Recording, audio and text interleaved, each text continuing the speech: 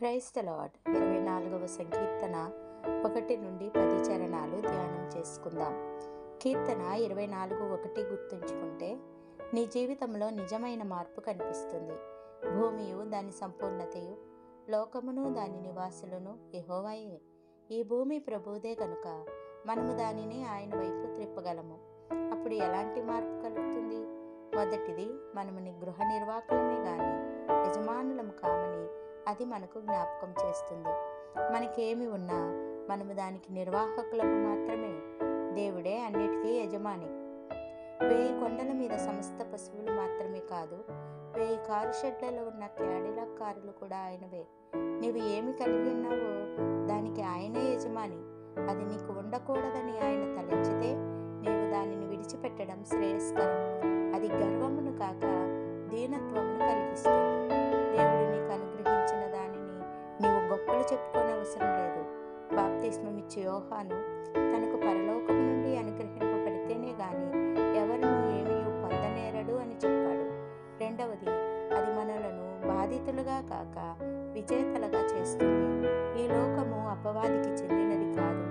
దేవుడు వానికి కొంతవరకు అధికారాన్ని, స్వేచ్ఛను ఇచ్చాడు. కానీ ఈ భూమి ప్రభువుదే. పరలోక సింహాసనంపై యేసే ఆసీనుడై ఉన్నాడు, సాతాను కాదు. మూడవది, అది మనలను సణిగేవారిగా కాక స్తుతించువారిగా చేస్తుంది. ఈ కీర్తన చివరిలో అది పునరుక్తి కావడం ఎంతో ఆనందం కలిగిస్తుంది.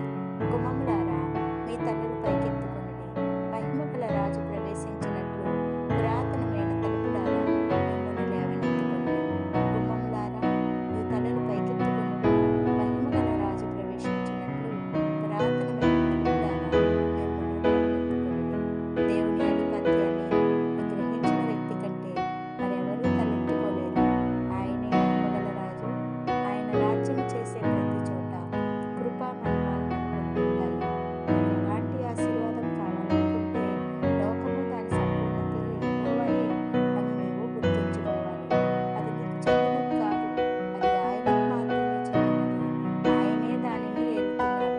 క్రైస్తవుని గొప్ప బాధ్యతలలో మంచి గృహ నిర్వాహకత్వము ఒకటి. దేవుడు నీకు అనుగ్రహించిన వాటి పట్ల నీవు దీనత్వంతో కూడిన వైఖరి కలిగి ఉండాలి. ఆయన అధికారమునకు నిన్ను నీవు అప్పగించుకో. ఆయన ఔదార్యము, కృప నిన్ను విజేతగా నిలిపే గొప్ప ఆశీర్వాదాలు. ప్రార్థన.